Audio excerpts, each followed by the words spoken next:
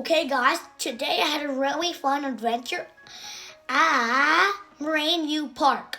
So first when I got there, I got on my car. And after that, I basically just was just messing around a lot.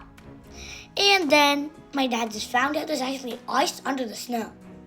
And I kept on messing around.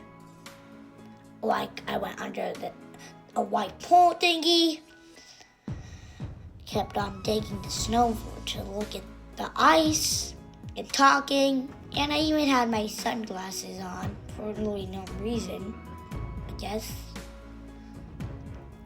But then I just decided to take some selfies at my mom's face for fun.